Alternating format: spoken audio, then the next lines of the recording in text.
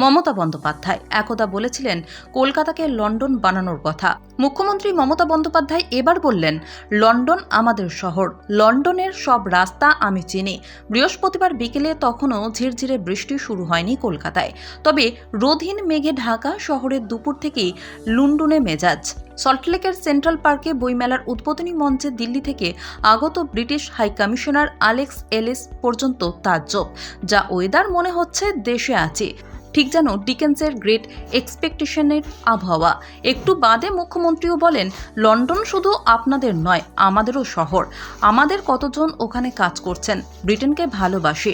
আমাদের কত ছাত্র Oxford, Cambridge, London school of ইকোনমিক্সে পড়ছেন। তিনি বাণিজ্য আনার কাজে আগে লন্ডনে গিয়েছেন এবং আবার যেতে মুখিয়ে আছেন, বলেছেন মুখ্যমন্ত্রী। মমতার কথায়, লন্ডনের সব রাস্তা আমার চেনা।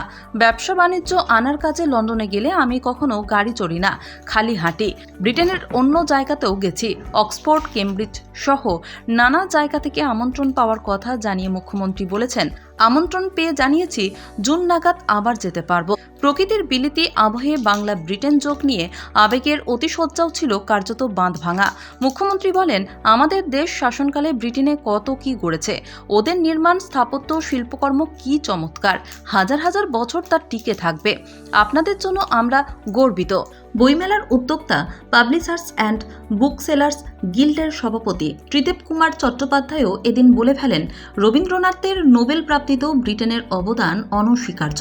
রবীন্দ্র বিশারদ অধ্যাপক অমিত্র সুধন ভট্টাচার্যের মতে, তখন ব্রিটেনের রবীন্দ্র কবিতা চর্চা হয়েছিল, এটুকুই। নোবেল প্রাপ্তিতে ব্রিটেনের অবদান বলাটা অর্থহীন। ব্রিটেন এবং বাংলা মিলে গেলে এক ধরনের চকমকি ঠোকাঠুকির কথা অবশ্য শুনিয়েছেন ব্রিটেনের হাই কমিশনারও। এলিস বলেন, কি একটা যেন জাদু ঠিকরে বেরোয় ব্রিটেন বাংলার সম্পর্ক থেকে। রবীন্দ্রনাথের বিলেতে পড়াশুনো, সৌরভ গঙ্গোপাধ্যায়ের সঙ্গে ল্যাঙ্কাশায়ার ক্লাবের যোগ থেকে প্রথম জীবনে সত্যজিৎ রায়ের বিলেতি ফার্মে চাকরি, গড়গড়িয়ে নানা উদাহরণ মেলে ধরেন এলিস। বলেন, আমরা সুযোগ পেলেই ইংরেজি ভাষা নিয়ে আপনাদের কাছে হাজির হই, যে ভাষা গ্রহণ করে কত না উন্নত করেছে।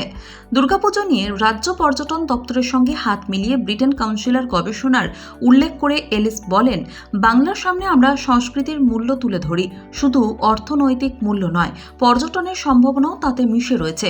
বক্তৃতা শেষে মমতার সদ্য প্রকাশিত ইংরেজি কবিতার বই থেকেই বাংলার মহিমা নিয়ে কয়েক লাইন পড়েন এলিস।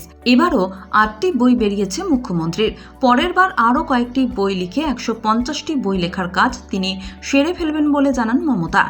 একটি গ্রন্থাগার, আর্কাইভ, অতিথিদের অতিথিশালা গড়ার জন্য বইমেলার মাঠের পাশে মুখ্যমন্ত্রীর কাছে এদিন একটু জায়গা চেয়েছে গিল্ড। কলকাতার লন্ডন হয়ে ওঠা আবহাওয়া ছাড়াও সারিতে সুসজ্জিত British councillor country head Alison Barrett সহ অতিথিরা রাজ্য সঙ্গীত, বাংলার মাটি বাংলার জলের সময়ে উঠে দাঁড়ালেন।